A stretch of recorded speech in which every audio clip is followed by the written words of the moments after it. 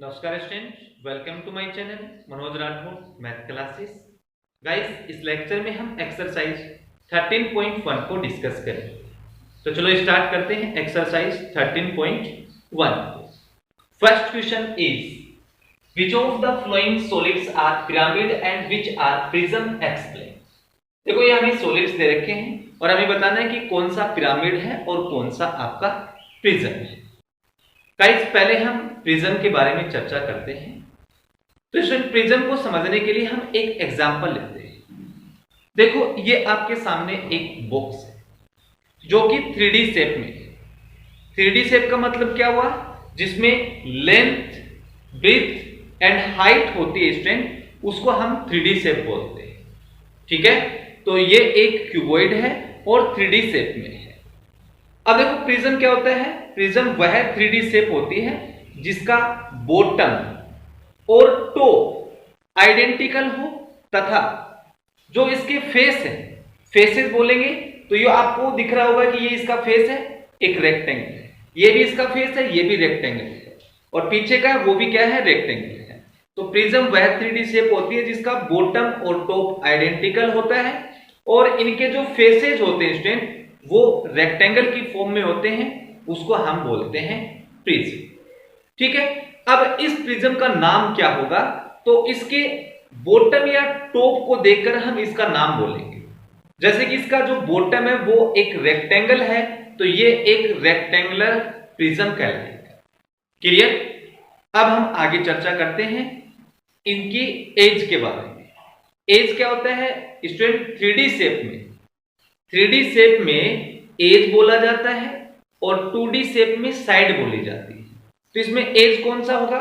देखो, 1 2 3 4 5 6 7 8 9 10 11 और 12। इसमें 12 एजेस होते हैं। अब हम बात करते हैं इसके वर्टेक्स, कॉर्नर की। 1 2 3 4 और 4 इसके पीछे, तो 4 + 4 8 इसके वर्टेक्स होते हैं। क्लियर? तो स्टूडेंट, ये तो आपका हो गया प्रिज्म। अब वो प्रिज्म कैसा भी हो सकता है स्टूडेंट, वो आपका स्क्वायर प्रिज्म हो सकता है, ठीक है, ट्रायंगल प्रिज्म भी हो सकता है। तो ये आपका प्रिज्म हो गया। अब हम बात करते हैं पिरामिड की। पिरामिड क्या होता है स्टूडेंट? पिरामिड में जो बेस होता है स्टूडेंट वो एक पॉलीगन होता है। ये इसका बेस है और जो कि क्या है? एक पॉलीगन है। तो उसके बेस को देखकर हम उस पिरामिड का नाम रखते हैं। ठीक है? यस स्टूडेंट, अब हम फर्स्ट क्वेश्चन का ए पोर्शन लेते हैं। ए पोर्शन में देखो, इस सॉलिड का जो बॉटम है वो ट्रायंगल है और इसका टॉप देखो, यहां इसका ये वर्टेक्स है। तो बॉटम और टॉप है वो डिफरेंट है, दैट मींस ये आपका हो जाएगा पिरामिड। ठीक है? बी पोर्शन, बॉटम और टॉप आइडेंटिकल है, तो ये आपका हो जाएगा प्रिज्म। सिमिलरली सी पोर्शन भी आपका क्या होगा? प्रिज्म। एंड लास्ट है, देखो, बॉटम और टॉप इसके डिफरेंट है, तो ये आपका बन जाएगा पिरामिड। ओके, तो ये हमारा first question complete. Yes guys, अब हम सेकंड क्वेश्चन पे आते हैं। सेकंड में दिया है name the solid shape which resemble the object. हमें उस सॉलिड का नाम बताना है जो इनसे मिलते जुलता हो। तो देखो, पहला जो आपको शेप दे रखा है वो एक सिलेंड्रिकल टाइप का है, तो इससे मिलते जुलता नाम क्या होगा? सिलेंडर। ठीक है, अब सेकंड तो आपको पता लग गया होगा, ये कोण की शेप के जैसा है, तो यहां ये बन जाएगा कोण। ये आपका पिरामिड हो गया, क्योंकि पिरामिड से मिलता जुलता है, तो पिरामिड। ओके, अब देखो, ये प्रिज्म है। कैसा प्रिज्म है? ट्रायंगल प्रिज्म है, तो ट्रायंगुलर प्रिज्म। ठीक है, ये आपको फुटबॉल दे रखा है जो कि ये एक स्फीयर है। ठीक है, ये स्फीयर के जैसा है। और लास्ट आपको दे रखी कुकीज, जो कि देखो 1 2 3 4 5 6 हेक्सागोनल है। ठीक है, हेक्सागोनल आपका प्रिज्म है। ठीक है, तो ये हमारा second question complete. Yes guys, अब हम क्वेश्चन नंबर 3 एंड 4 को लेते हैं। थर्ड में बोला है look in your surroundings and given 2 examples of each of the flowing solid shapes. ये हमें सॉलिड्स दे रखे हैं, इनके हमें दो एग्जांपल बताने हैं जो अपने आसपास हो। तो नंबर ए पे हमें दिया है क्यूबॉइड। अब क्यूबॉइड का एग्जांपल आप डाल सकते हैं ब्रिक, ठीक है, और सेकंड आप दे सकते हैं डस्टर, ठीक है। आप और कोई भी नाम लिख सकते हैं। बी क्यूब, क्यूब का एक एग्जांपल आप डाल सकते हैं डाइस, सेकंड रूबिक्स क्यूब, ठीक है। थर्ड पे आते हैं कोन। कोन में पहला ही हम डाल देंगे birthday cap, second ice cream, ice cream cone, and last में दे रखा है सिलेंडर। तो सिलेंडर में पहला हम डाल देंगे ग्लास, बोतल, ठीक है। आप कोई भी एग्जांपल दे सकते हैं। तो ये हमारा थर्ड क्वेश्चन कंप्लीट। अब हम आते हैं फोर्थ पर। लेवल the faces, edges and vertices of the given figure, ठीक है। तो ये हमें देखो, पहले तो फेसेस देखेंगे। ये हमें सिलेंडर दे रखा है, तो इसमें देखो ये इसका फेस होगा, इसको हम फ्लैट फेस बोलेंगे। ये आपका हो गया फ्लैट फेस। दूसरा ये भी फ्लैट फेस होता है, फ्लैट फेस। और ये जो आपको राउंड में दिख रहा है इसको हम बोलते हैं कवर्ड फेस, कवर्ड फेस, ठीक है। अब देखो इसके एज क्या होंगे, एक तो ऊपर है और एक नीचे है।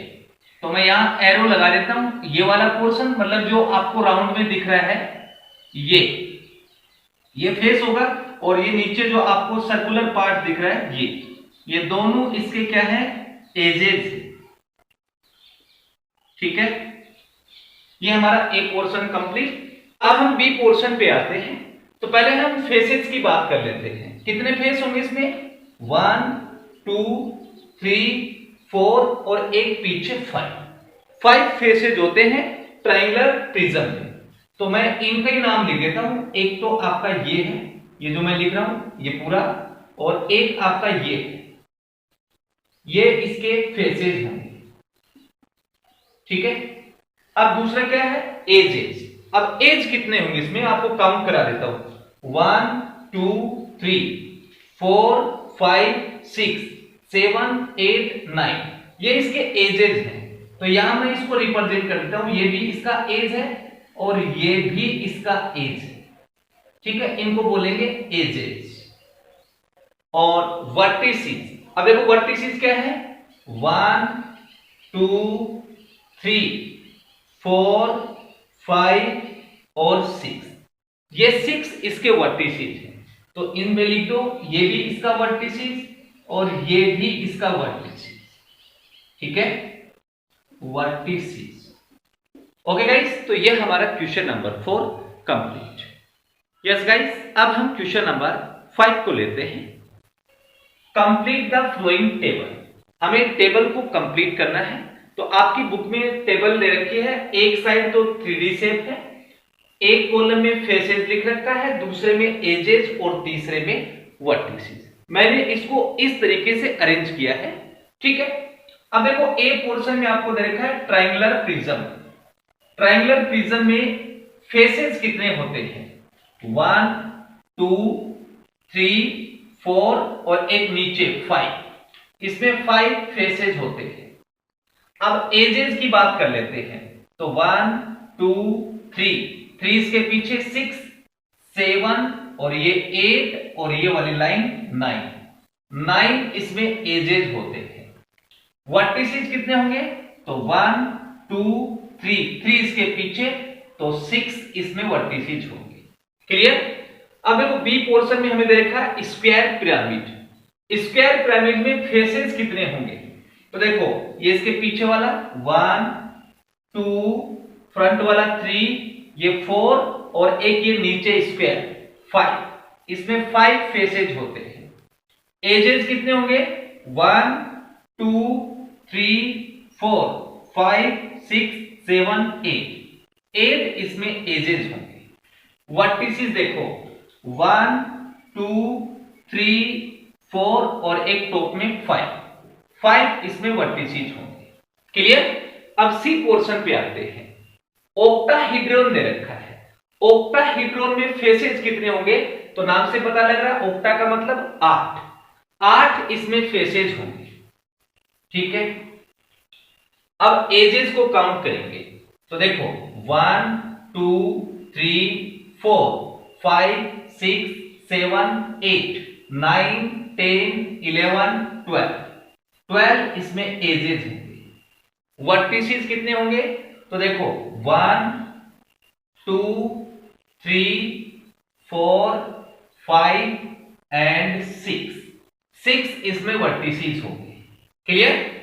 अब डी पोर्शन पे आते हैं। डी में आपको सिलेंडर दे रखा है, ये तो मैंने पहले ही बता दिया। अब इसमें फेसेज कितने होंगे? 3 फेसेज होंगे। एक तो ये फ्लैट फेस है इसका, ये भी इसका फ्लैट फेस है 2, और ये आपका हो गया कवर्ड फेस। ठीक है, 3 इसमें फेस होंगे। एजेस कितने होंगे? तो ये भी मैंने आपको बताया था, ये इसका ऊपर वाला और ये नीचे वाला, यानी कि जो सर्कुलर पोर्शन है वो इसकी बात कर रहा हूं मैं। ये जो आपको सरकमफेरेंस बोलते हैं जिसको, ये इसके 2 क्या होंगे? एजेस होंगे। अब देखो क्या इसमें वर्टिसेस है? इसमें कोई भी वर्टिसेस नहीं स्टूडेंट, इसका मतलब वर्टिसेस इसमें 0 होंगे। तो स्टूडेंट ये हमारा question number 5 complete. Yes student, next question 6 को लेते हैं। 6 में फिल इन द ब्लैंक्स है। ए पोर्शन बोला कि a tetrahedron is also known as triangular prism कहलाएगा। Triangular prism. ठीक है, अब बी पोर्शन में ए खाली जगह दे रखा है, हैज नो फ्लैट फेस। तो स्पेयर में कोई भी फ्लैट फेस नहीं होता है, तो यहां जाएगा स्पेयर। ठीक है, a sphere has no flat face, कोई भी फेस नहीं होता है। A pentagonal pyramid has 5 triangular faces, तो इसमें आ जाएगा 5। एंड लास्ट क्या है? ए खाली दे रखा है, प्रिज्म हैज 5 रेक्टेंगुलर फेसेस, तो ये आपका पेंटागोनल प्रिज्म हो जाएगा। Pentagonal prism has 5 rectangular faces. तो गाइज ये हमारा question number 6 complete. Yes guys, अब हम एक्सरसाइज का लास्ट क्वेश्चन लेते हैं। Each side of a cube measures 2 centimeter. Draw the net of the cube with appropriate measures. 2 centimetre का एक क्यूब है। ठीक है, तो मान लो कि हमारे पास ये 2 सेंटीमीटर का क्यूब है, इसको ड्रॉ कर लेते हैं।